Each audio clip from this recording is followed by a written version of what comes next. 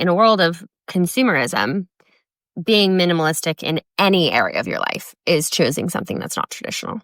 Hello, and welcome to the NonTraditionalist Podcast. I'm Cristina. No, I'm Cristina. Actually, no, I'm Sam. You're Sam. And we are the Non-Traditionalists. Damn right.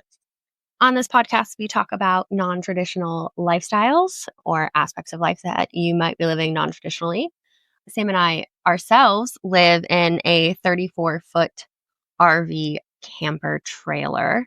And that is the main way we live our life untraditionally, although there's a few different ways that we do that. And so we talk about that a lot as an example, but we like to talk about all different non-traditional subjects. Today, we wanted to dive a little bit more into minimalism. We talked about it briefly on one of our previous podcasts, but we wanted to do a deep dive onto it today.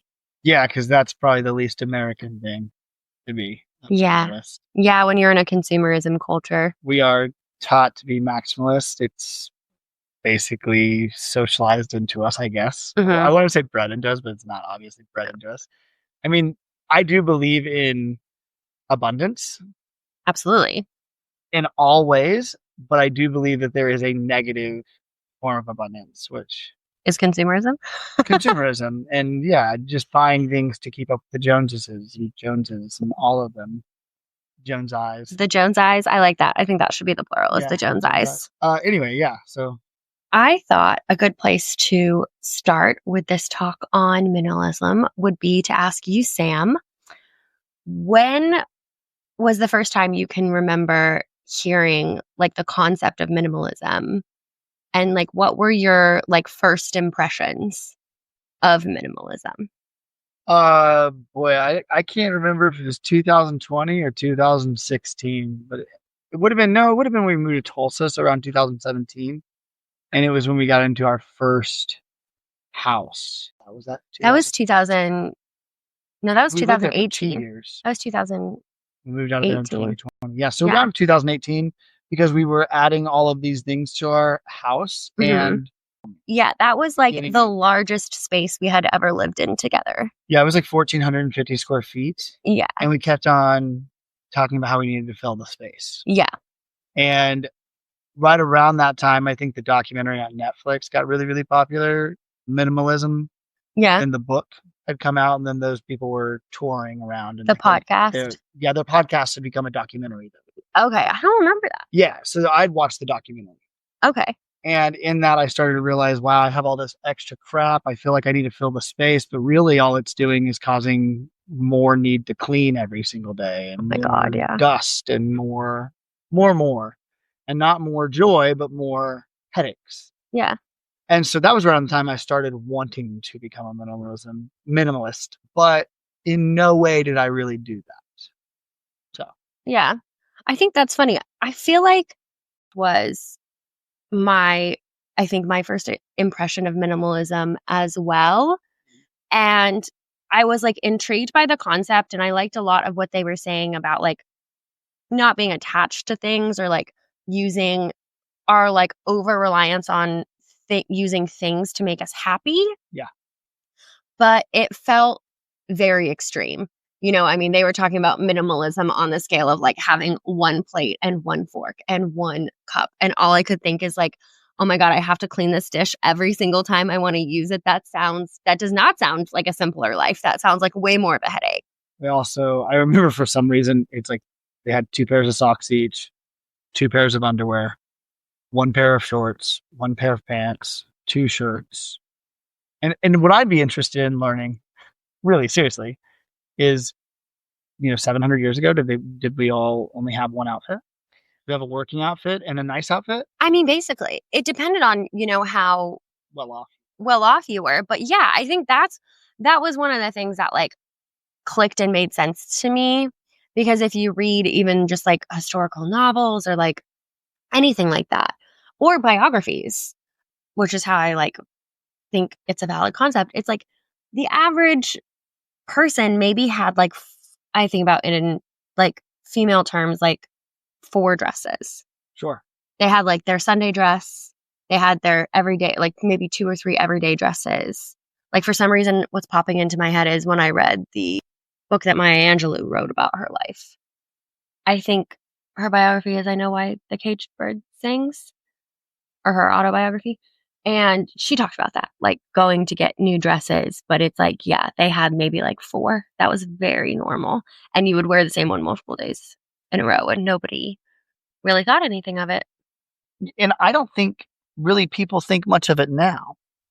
Not really. No, because there would be these events we would go to, these young entrepreneurial events on Saturdays every month. And I remember going, I'm going to just wear the same suit jacket for like 5 months straight and see if anybody says anything or negative or anything at all. Or notices. And people didn't notice. No.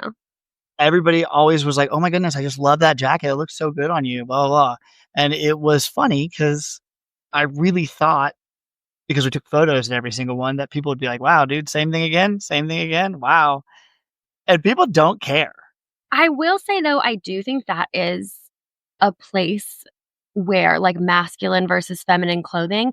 And I want to specifically put it in the terms of masculine versus feminine clothing, because like I know women who wear the same suits, like pantsuits or regular suits, depending on how you prefer to dress, consistently. And it's like less noticeable.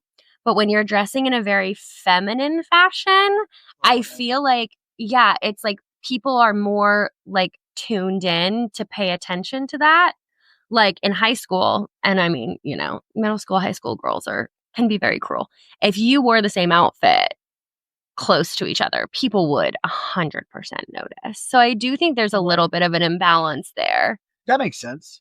Well, I think we can talk about that here in a little bit too, but you know, the things that we are minimalist on and the things that we are actually still maximalist, because something might be more important to us. Right. I think it might be a little too soon to transition into that, but it's definitely a subject. I mean, that's kind of what we touched in our last podcast. Like, you know, there's a difference between being a minimalist in items and being a minimalist in design and aesthetics. Like those are 2 different things, you know, things like that. Yeah, absolutely. In fashion, in your color scheme, you know, because I think minimalism has kind of like morphed and grown in the time that I've seen it. You know, I think at its core, minimalism means only having the things that you need. You know, like if that would be like a true bred minimalism only has the exact number of things that they need to live their life. Sure. And then a lot of people who I would say more like moderate minimalism are kind of like what we're going for. Yeah. Is we don't have anything in excess. You know? If we do, because I would argue and say that we do have a few things in excess, but they're the things that really bring us joy. Yeah, and we use all of them. It's like we don't have anything that we don't use regularly. Right. And even if that's not 100% true right now, it is the goal of what we're reaching for. Right. So we don't have just things for the sake of things, you know. Yeah. But I think, you know, when I think about the impression that you might get from minimalism, like on social media, especially as like there's this conversation of like minimalism versus maximalism, and maximalism isn't a bad thing, and even though it's being demonized now because of minimalism, is that like minimalism also means that like you can't have things that have color. You know, like your closet should be neutral. You should only have like jeans and white t-shirts. So everything matches everything. Yeah. But it's like you can do that. You can have a capsule wardrobe. That's like what a capsule wardrobe is like you might only have 10 pieces of clothing, but they all match each other. But that doesn't mean they can't be colorful and vibrant and like all of this kind of stuff. So I feel like I've seen those 2 concepts kind of like be collapsed into one. And I do not think, you know, it's like maybe you only have 2 plates and 2 forks. But if you want those plates to be purple, that doesn't mean that you're not a minimalist, you know? Yeah. Yeah. Well, you're certainly not with aesthetics, but you are with things. Mm-hmm. And I do not like minimalism in architecture. No. I think that I would say that our RV is very minimalistic because you're not going to see a Gothic style RV. Not one that you can buy. That would be something you'd probably have to build. But I prefer that in architecture. I prefer that in design. I like the intricacy of design. Minimalism and stuff is more what I like. Yeah. And I think that's more what we're here to talk about today. Yeah. Is, because like I do agree. We got like a neutral palette in our RV because it's such a good base. But like once we get to the point where we have like the extra funds to start doing like little remodels to the RV, we have a lot of plans to make it a little bit more ornate. We like Gothic design. We have all of those plans.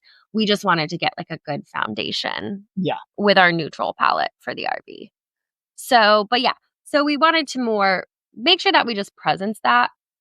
But we're more here to talk about minimalism in the concept of not finding your worth or happiness through physical items exclusively.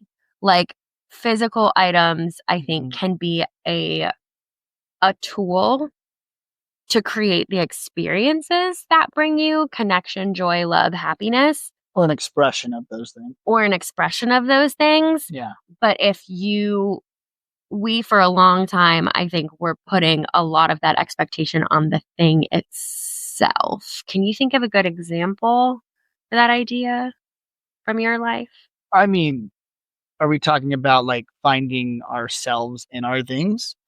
Like identity within that? Yeah. Okay. Yeah, probably shoes. Shoes for a long time. I was buying a ton of shoes. Mm-hmm. Had like 40 pairs of shoes at one point, or I'd had like 10 watches. And I just wanted people to see like, oh, wow, he has money or he's somebody because he has this thing. Mm-hmm. That's one of the big ones. Like status symbols. Or I had a big collection of Nintendo product systems, games, and things like that. And I still have a pretty large one, but I've gotten rid of about 2/3 of it. And that was a status symbol too, because people would talk about Pokemon cards. They would talk about Nintendo and I'd be like, oh, look at my collection. I would have like a photo to show people of my collection. Yeah. Or if they came over, that's what I went and showed them. But it's different from like, this is a good example of like, you do still have quite a few video games. I see you playing all of them and you find joy in like the challenge and experience of playing video games. So that's like an example for you of like, you're using the tool of video games to create an experience for yourself by playing the video game that brings you joy and mental stimulation and happiness. I'd also like to speak about just like really quickly. Mm-hmm. I'll try to be as concise as possible, keep this to a minute, but I have a ton of physical media and digital is very popular in minimalism. Yeah, but I think it's like a substitute. It's not like you might have less things, but you still have the same stuff. Yeah, sure. Except for I would argue that if you're going to have some sort of media, it needs to be physical if you are a minimalist. And here's why. Interesting. You might have to rebuy it digitally eventually. Yeah. Because when you own it digitally, you don't own anything. You own the copyright or the right to play that game. Right. Or right to watch that movie. And that's true with all digital formats. So eventually you're going to spend more. Yeah. Where if you just have a physical one, maybe you don't have to keep all the cases. Maybe you can keep all the games in one thing and that sort of thing. But I would definitely say like minimalist would buy physical. That way they could actually see how much they're spending anyway. Yeah. I would agree. I think that's something that's evolving over time as we're learning more about digital versus physical ownership rights. Yeah. And we're heading in that way. Don't get me wrong. But I just would like to throw that out there. Like if you want to actually own something, it needs to be physical. Yeah. I think for me, I think like yarn is probably the biggest example. And that kind of maybe rolls into the next part of the conversation, which is finding like we found a lot of security through these things. Yeah. And I think that was like collecting things was always about, for me, coming from a place of fear of like, what if I get in a situation where I need it and I don't have it? Yeah. But that trickled into every single part of life from like, what if I'm trying to get dressed one day and I don't have the thing that I want to wear, to what if I want to start a crochet project and I don't have the yarn that I want in that moment. So it's just like, it was a lot of that for me. Like, I think that my collecting and keeping things was a lot of fear-based thinking. Sure. So that kind of, I think, rolls me into my next like question topic of what was the biggest obstacle for you when it came to like starting to pare down what you owned?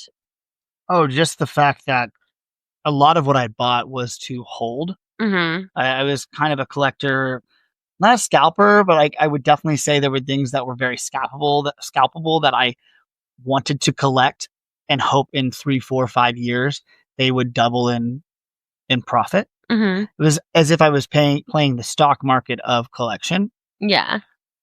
Whenever we did decide to start paring things down, the difficult thing for me was a lot of things hadn't raised in value, that actually depreciated a little bit. Yeah.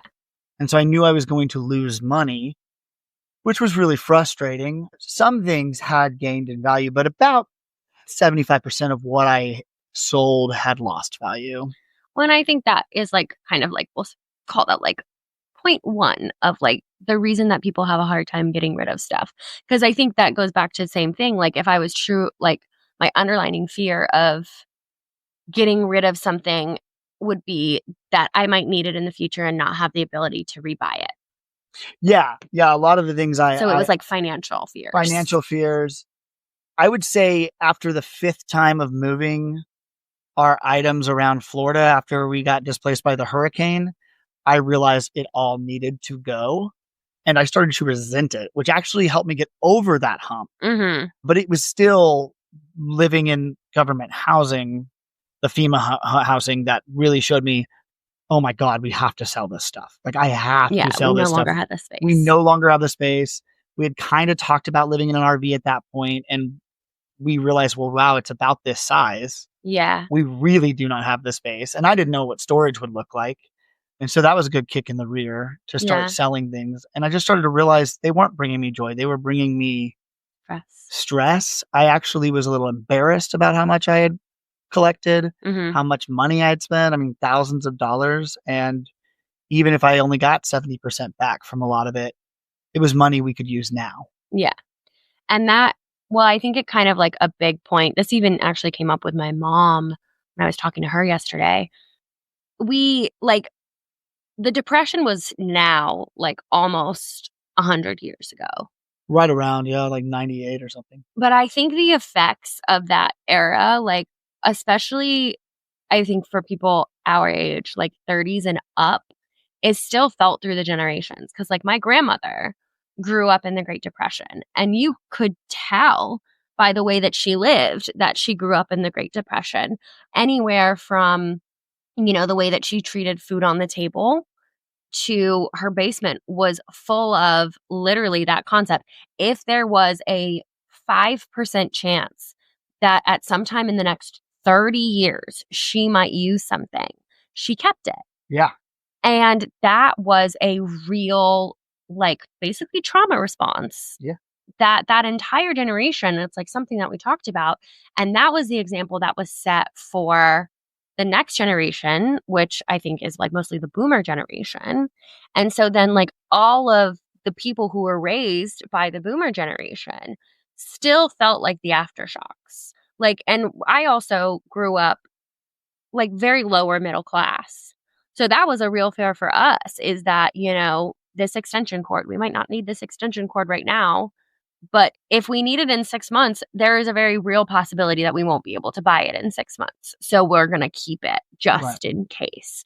So I don't think, we felt it as hard. Like we definitely were better about getting rid of stuff. But I think the effects of that can't be discounted in why this idea that you had to hold on to all of these things became very commonplace. Yeah, I would agree.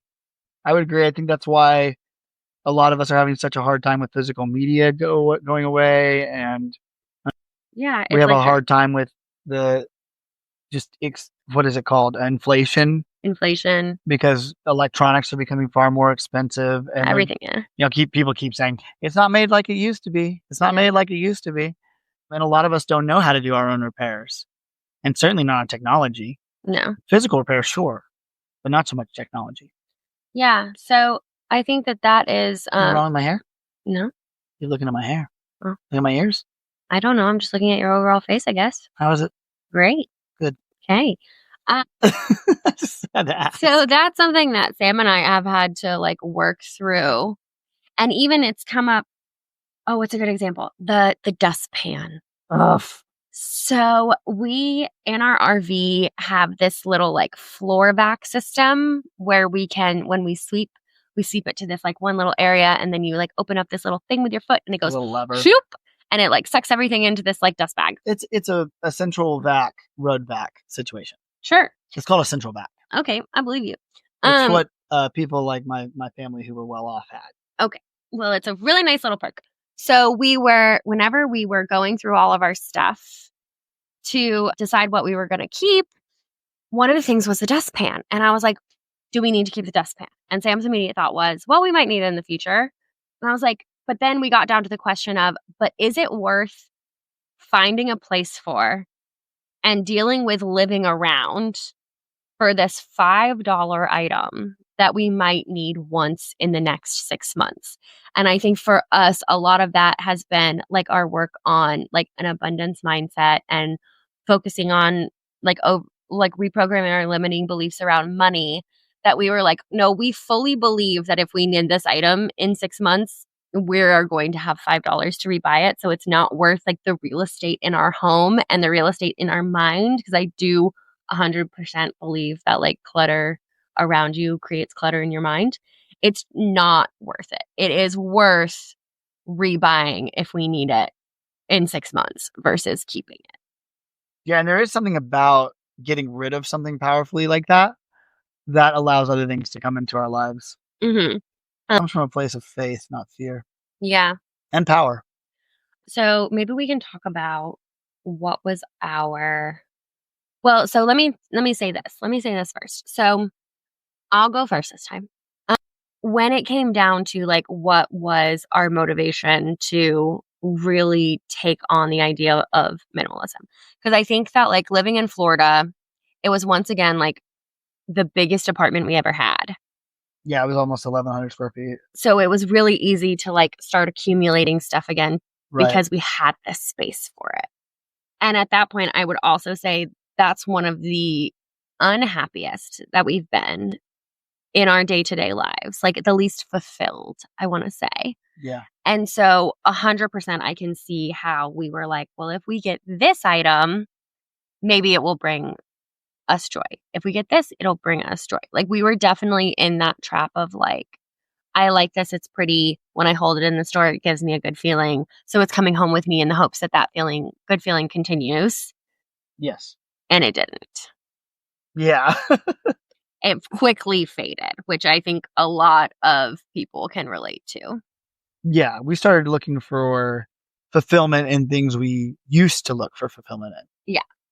Things, stuff. And I think my like true motivation to like really embrace the idea of minimalism came from this thought pattern of like, I used to really resent how many things I had to do every day just to keep myself alive, like chores and cleaning and literally taking the time to feed myself 3 times a day and make sure I have enough water. I was like, it takes literally, if you like actually think about it, so much daily effort just to like keep your body going, to do the bare minimum to keep your body going.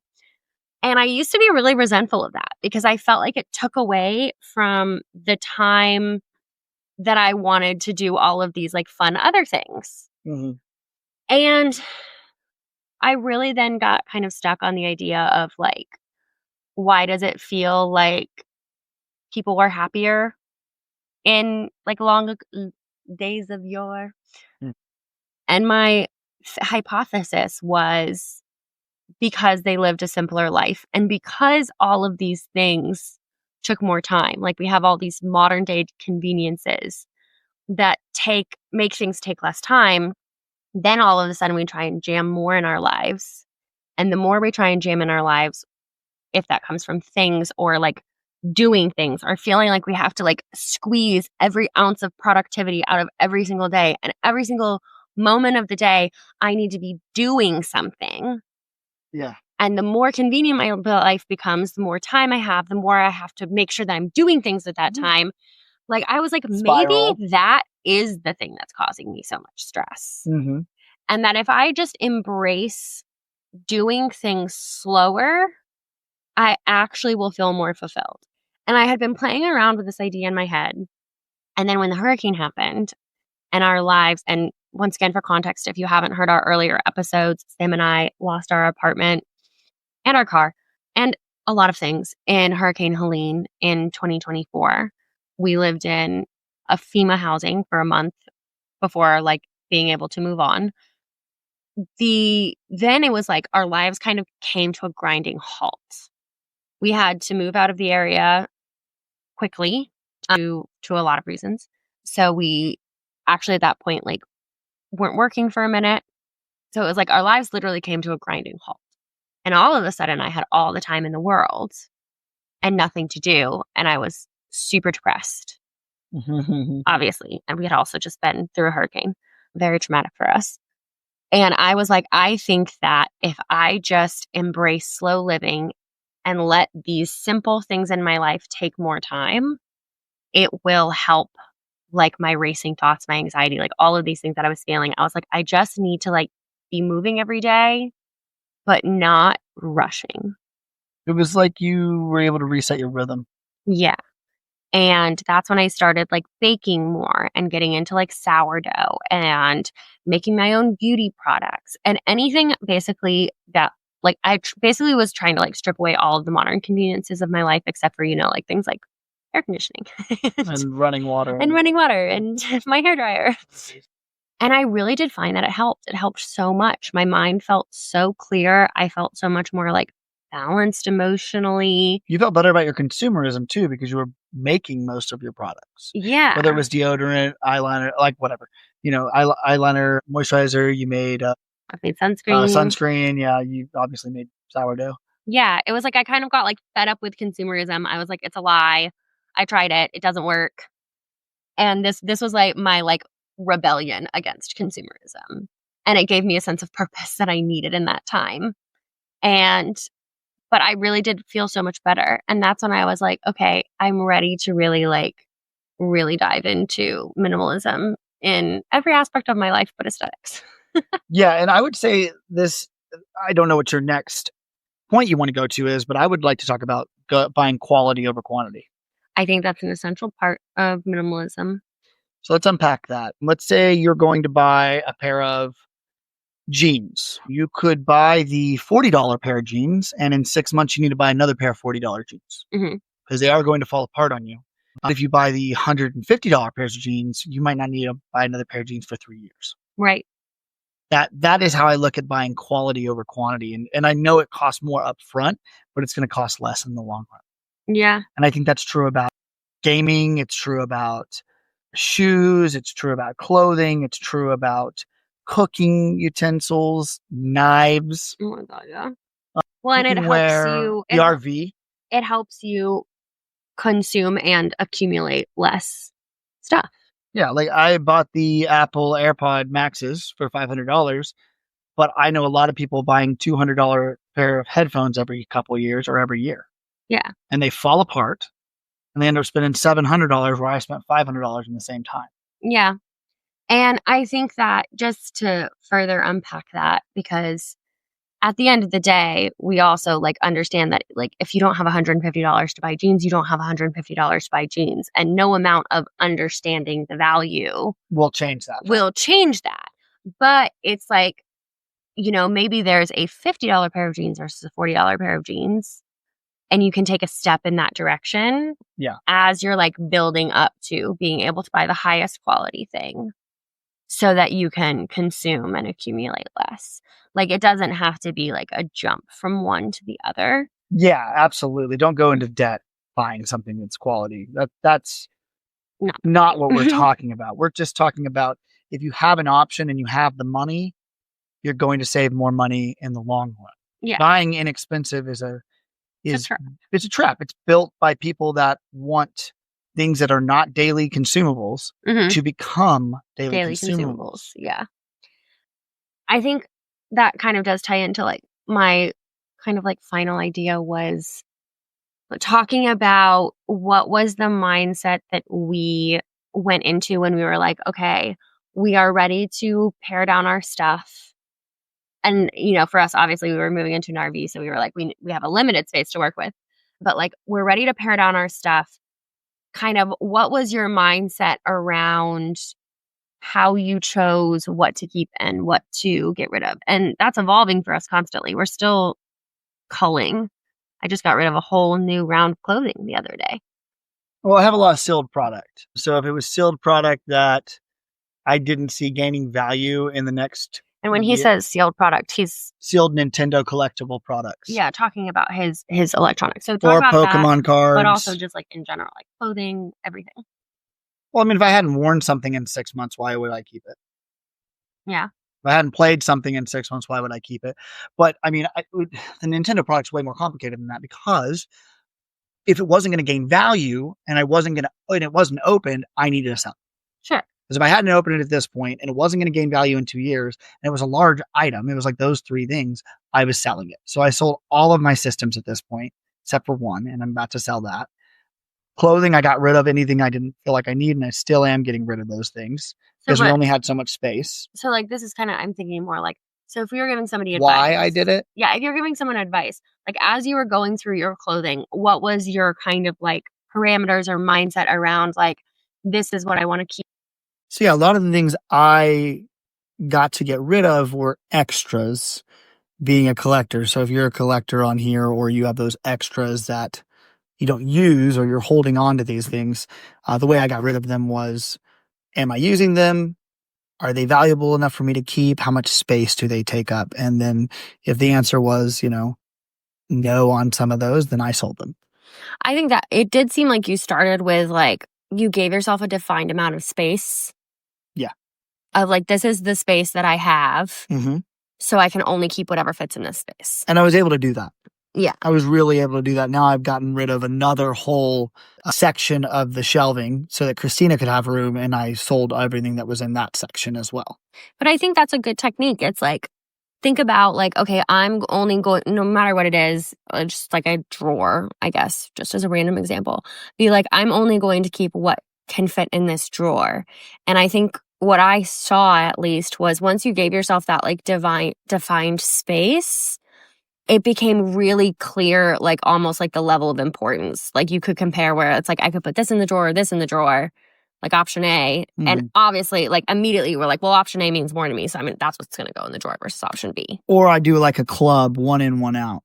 Yeah. So if you're going to buy like a new shirt or for example, or a new skillet, you don't need 2 skillets. So you get rid of the old skillet and get a new skillet.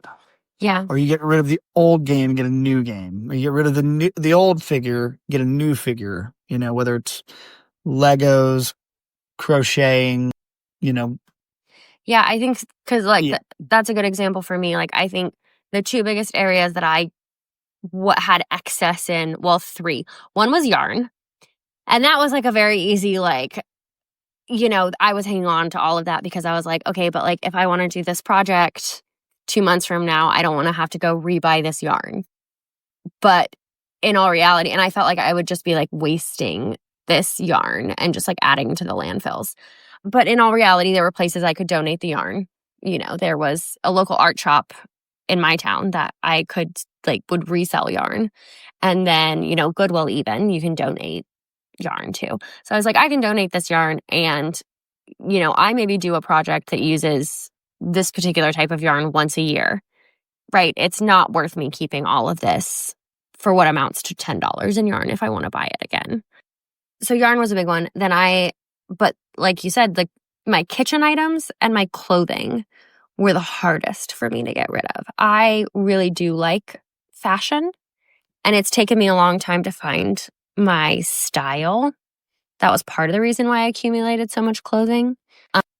So paring down my clothes was very hard for me. And I think the way I approached that was anything that was like, I want to say like vintage, like all my vintage stuff I've kept because I can't go out and get that again. Like those really are like things that I can't replace. And so I kept, but then it's like once I kind of pared it down to the things, my basics and things I didn't feel like I could replace, then I went through from like a capsule idea of like, I think I said to myself, everything I own has to match at least 3 other things that I own. Mm. And if it didn't, then I had to get rid of it. And the pieces that were particularly hard for me to get rid of, I gave to people that I knew would appreciate them. And then I donated the rest. And then my kitchen stuff was I love to bake. I love to cook. I had so much equipment. I had every piece of tech that you could want. And I had to do the same thing that Sam had to do with his collection. I had to give myself a defined space.